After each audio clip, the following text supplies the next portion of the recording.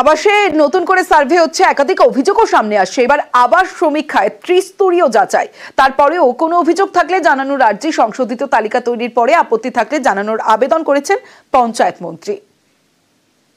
প্রাথমিক লিস্ট তৈরি হবে, সেটা আমাদের 29 থেকে 6 ডিসেম্বরের ভেতরে এসডিও, ডিএম, ব্লক লেভেলে এবং ডিস্ট্রিক্টের যে অফিসিয়াল ওয়েবসাইট আছে সেখানে ওটা দিয়ে দেওয়া। বিবেচনা করবেন উচ্চ স্তরের যারা আধিকারিক, জেলা শাসক হতে পারেন, অতিরিক্ত জেলা শাসক হতে পারেন বা মহকুমা শাসক হতে পারেন, এবং যে তালিকা প্রাথমিকভাবে তৈরি হয়েছে তারও কিয়দংশ ওনারা নিজেদের ইচ্ছে মতন ওগুলো চেকিং করবেন। ত্রিস্তরীয় নিরীক্ষণের ব্যবস্থা আছে, যেগুলি সম্বন্ধে কোনো প্রশ্নচিহ্ন আছে সেগুলি আলাদাভাবে চিহ্নিত থাকছে।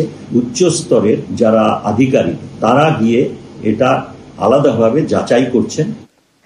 আবাসে কারোর নাম নেই তাই বিক্ষোভ, আবাসে কারোর নাম রয়েছে কিনা সেটা দেখতে গিয়ে রীতিমতো মারপিট। এই খবর যখন সামনে আসছে, কারোর আবার আবাসের ঘরের প্রয়োজন নেই, তাই সে আবাসের সেই ঘরের যে আবেদন সেই আবেদন ফিরিয়ে দিচ্ছেন। কিন্তু এবার যে খবর আপনাদের দেখাবো, রেশন ডিলার তিনি, আর সেই রেশন ডিলারের বাড়ি আবাস যোজনায়, 3তলা বাড়িতে রমরমি হোমস্টে। দেখুন, টাকি পুরসভার এলাকায় রীতিমতো চাঞ্চল্য, আর এই চাঞ্চল্যকর অভিযোগ, আবাস যে যোজনা সেই আবাস যোজনায় বাড়ি, রেশন ডিলারের বাড়ি।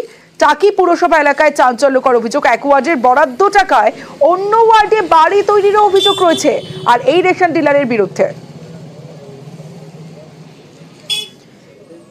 আর এই যে আবাসে সেই বাড়ি করেছে, সেই বাড়ির কথা স্বীকারও করে নিচ্ছেন রেশন ডিলার। আমি যখন ওটা পেয়েছি তখন আমার রেশন ডিলার ছিলাম না, তখন বাবার নামে ছিল, বুঝলেন। আচ্ছা, আর আমি ওপরে ওটা সেট দিচ্ছি। ওটা যখন ঘরটা পেয়েছি তখন আমি রেশন ডিলার ছিলাম না, আমি বেকার ছিলাম। আমি বাবা মারা যাওয়ার পরে আমি ডিলারশিপটা পেয়েছি পরে। আবার যোজনা অ্যাকচুয়ালি আমি লাইসেন্স পাইনি, বুঝলেন তো।